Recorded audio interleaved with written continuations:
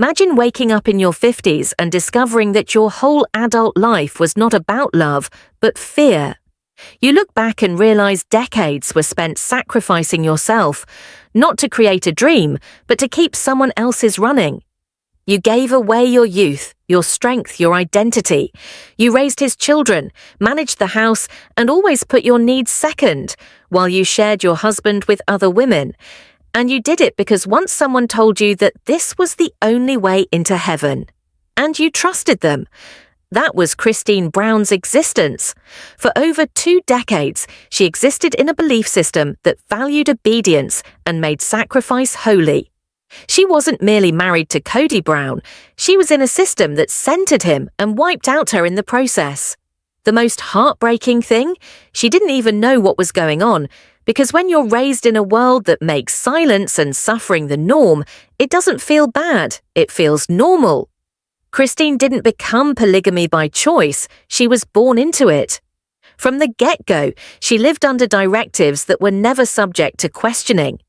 Polygamy wasn't presented to her, it was omnipresent.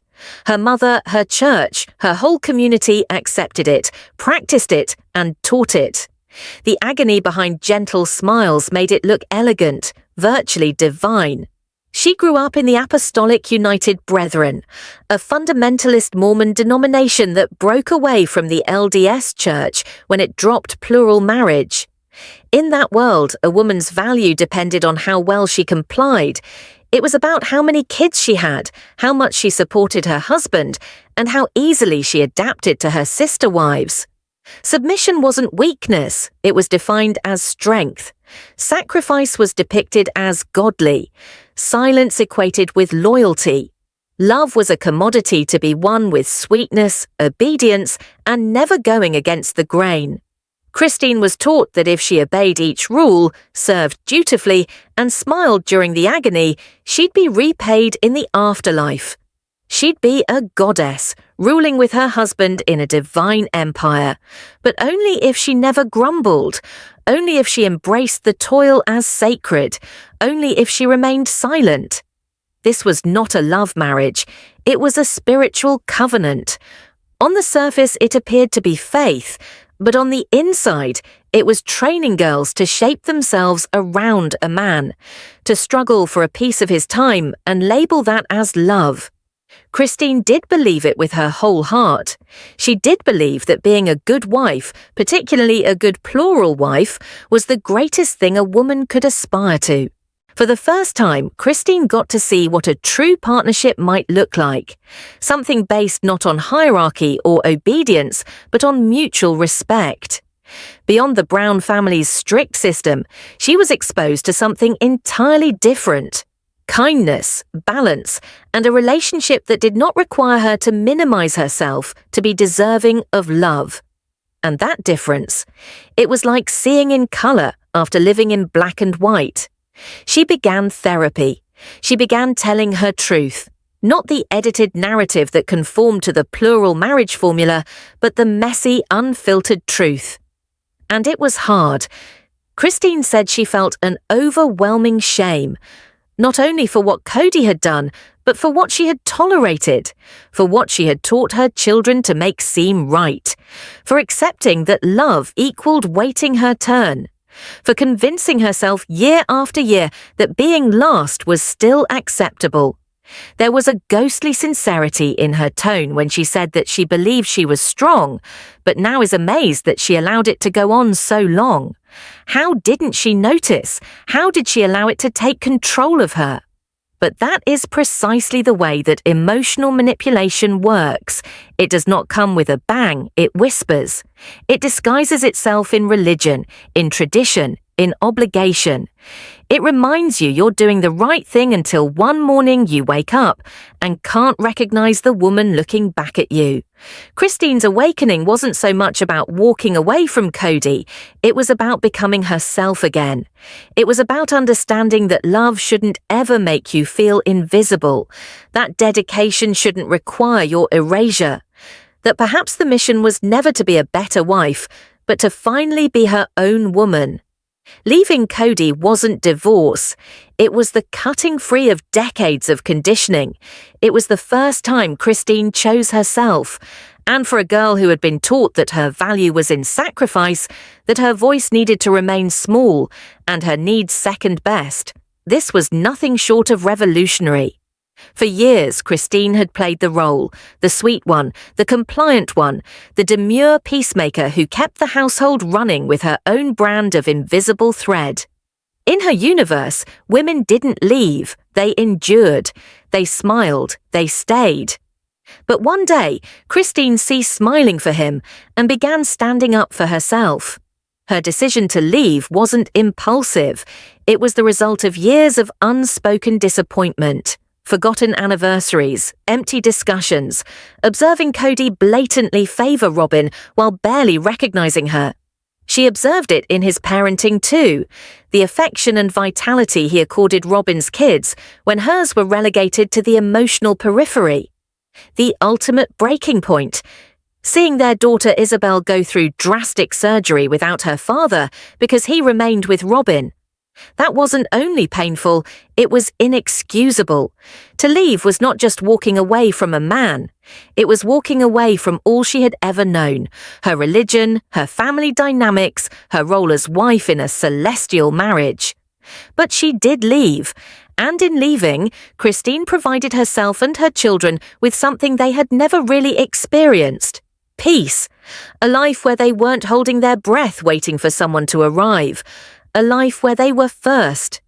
And something inside Christine changed after that. The weight in her voice disappeared, the manufactured optimism replaced by pure happiness. She laughed more, stood taller, smiled into the camera with eyes that no longer pleaded for validation, but simply stated, "I see myself now." She started parenting differently too. She committed herself to shattering the cycle, to no longer passing along the message that love is settling or that strength is silence. Kody Brown didn't walk away from a man. She walked away from a system of beliefs.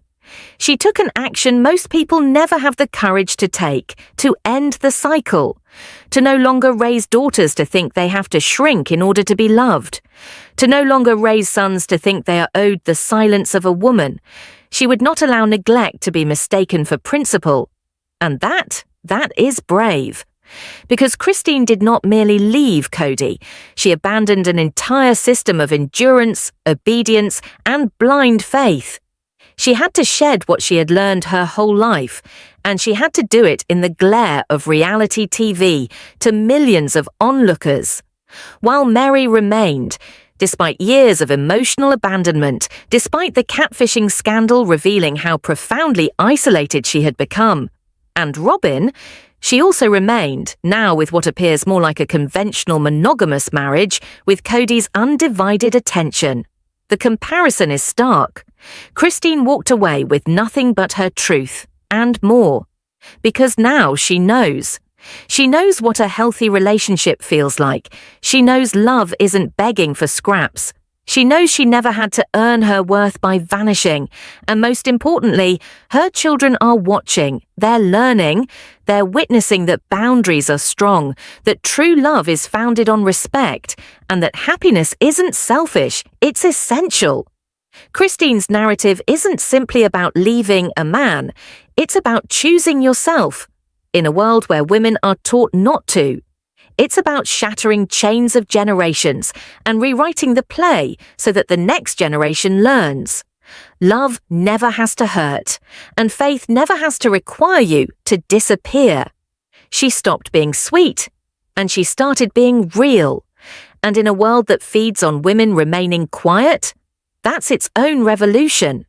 Waking up from a lifetime of conditioning doesn't occur overnight. It's agonizing, stomach-churning. It involves unwrapping everything you thought was right, even holy, and discovering it was never love. It was domination. Christine's wake-up call was in solitary heartbreaks, in forgotten anniversaries, in being ignored time and time again, until she couldn't deny it anymore. And when she finally noticed the truth, she didn't turn her face away. She confronted it, and she chose differently. What Christine did requires strength. It requires unimaginable courage to leave behind not only a man, but an entire identity. To no longer be the good wife and become a whole person. That's why her journey struck such a deep chord, because so many of us know what it feels like to go along with something just because it's what we've always known. But watching someone choose freedom over fear, that's powerful, that's healing. Christine didn't simply escape, she remade. She's laughing louder now, loving her children more authentically, telling her truth without permission.